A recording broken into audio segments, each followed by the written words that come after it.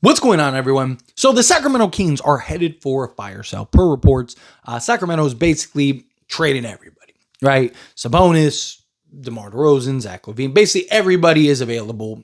Take your pick. I'm sure that they want a certain return for various guys, things like that. But basically, it's time for them to tear it down. And Sacramento is such a frustrating team and organization. Right? Obviously, the decision making is awful, but it's just like they were a team that was there. They just had to stay the course and just make key moves, and they could have been in that conversation. They might have been a team that could have won an NBA championship. We're not that far removed from them being the 2 seed and pushing the defending champions to game 7, right? And probably should have won that series, right? And instead of you understanding the situation, going like, hey, we have a team that's very good. We just need to make the key decisions and the key moves to really propel this team into that next level. They just do everything they can to self-sabotage. And then they end up trading De'Aaron Fox for a bag of chips, which I know De'Aaron Fox kind of held their feet to the fire a little bit, but you could have gotten more than that. Call the Spurs bluff, right? It's just like, De'Aaron Fox still had another year. Like, what is he going to do? He's just not going to play. Like, I get it. You kind of want to be done, move on. But, you didn't get this great return. And then even, the decision, you got Zach Lavine. It's just like, what? So you made a worse Bulls team is what you're telling me. And you just decided, hey, we're not going to play any defense and expect to just outscore teams. And their whole argument was like, the West has a lot of firepower. We need to be able to match up. But it's like, no, you had it. You were one of the best offenses in all of basketball. The thing you lacked was the two-way guys. You needed wing depth. If Sacramento would have put all their assets and resources into going and doing what the Knicks did, if they would have gotten a Mikal Bridges and an OG Anunoby, they probably would have won a championship right now or been one of the best teams in all of basketball because that would have solved everything you needed. Right? You could have had De'Aaron Fox, Mikal Bridges, Domantas Sabonis, OG Anunoby, Keegan Murray, Malik Monk, right? Keon, all these things. You would have been deep, you would have been versatile, you would have been athletic, you would have had the two-way capability. That was the problem. They needed two-way guys, right? And instead of going and getting two-way guys, they kept doubling down on just one-dimensional shooters and stuff like that. And it's like, no, you had it. You had your foundation. You had the things you need. If you would have just gotten if they would have just gotten 2 3-and-D guys put out on the wing, they would have been the best team in basketball. Right? Or one of the best teams in basketball. They already were, right? They were that before that. They had a 121 offensive rating. They were historically great offensively because they just pushed the pace and they did all that stuff. You would have just gotten the complementary pieces. I think that they would have been a very good basketball team. But instead, they did what they always do. They're just a poorly ran organization and they just make self-sabotaging decisions over and over and over and over again. The moment you traded De'Aaron Fox, you should have been trading Domantas Sabonis and you should have sold him to the highest bidder. And you shouldn't have done a trade to land all these. You should have hit the reset button, but they wanted to stay competitive. And it's like, how? You already aren't competitive. That's why you're trading De'Aaron Fox, doing all this stuff and he wants out. Blow it up, tear it down. You watch teams like Sacramento, you watch teams like Chicago. Chicago for years, it's like, dude, you're getting offers for guys that you should not be getting offers for, and you're refusing to sell it on what? You're not a good basketball team. You're not going to magically become a good basketball team, right? The thing that's frustrating the most about Sacramento is that they were a good basketball team. They were right there. All they had to do, again, just retool some stuff, make a couple changes, trust the process, right? But instead, they were like, nope, let's try to expedite this. And they just leaned heavily in offense.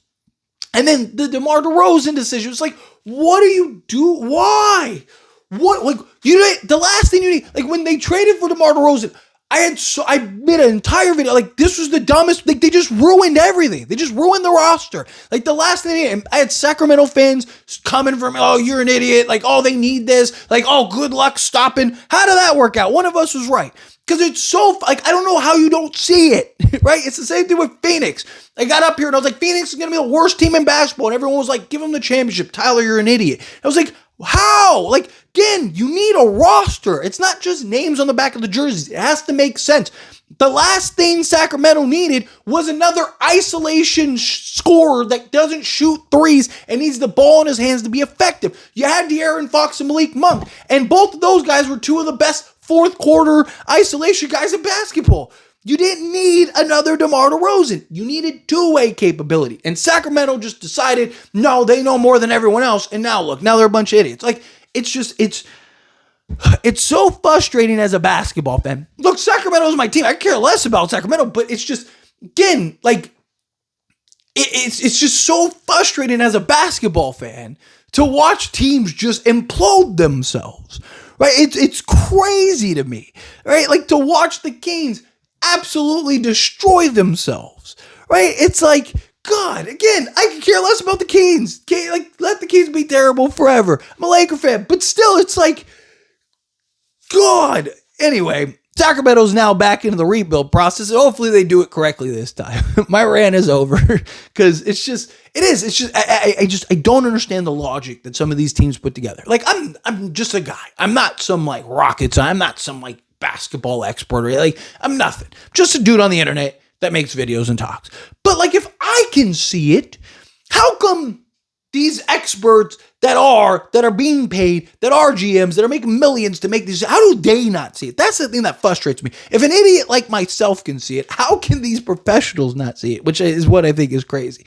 But now Sacramento is going to hit the reset button again, and I just don't think they have a clear path of direction. And you don't have pieces of value, right? Like, Sabonis probably gets you a decent return, but he's not the max contract he's getting. And most teams, he's not going to perform to that level, right? So like that, I just don't see happening. And then, like, you're not going to get anything for Zach Lavine. Chicago tried to trade Zach Lavine for years. So you're not going to get anything for him. You're not going to get anything for DeMar DeRozan because DeMar DeRozan's overpaid. Like, what do you, like, Keon Ellis, but the problem is Keon Ellis is making like $2 million.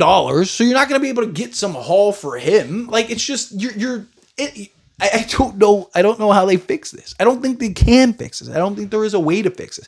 I think they're going to have to bottom out and be terrible for a couple of years, and hopefully somebody becomes that guy for them, and they just get the right guy and they hit correctly and all that stuff, because, Sacramento just put themselves in the worst position possible, and now they're hitting the reset button and they're, ready to sell the farm. And it's like, but you don't have a farm to sell. You sold all the value. You sold all the equipment and all the livestock and everything like that. Now you're just trying to sell the land, and the land isn't worth anything. The land's all ran down and can't grow crops. Like, it's like, why do I want to buy this? Like, so it's just getting bad teams making bad decisions, and it's so frustrated me. It really is. But anyway, as always, I pass the question on you. Let me know your thoughts and opinions down in the comments. You agree with my points, disagree with my points, disagree with my rant. Do you think, like, hey, like, it is what it is? Anyway, I feel whatever your thoughts are. Either way, I'd love to hear it. So let me know down in the comments below. That being said, if you haven't liked this video, hit that like button. Helps me out. Helps me enjoy these types of videos, and I truly appreciate it. Not subscribe channel, hit that subscribe button. Turn on the bell notifications. Appreciate y'all. See you in the next one. Thank you.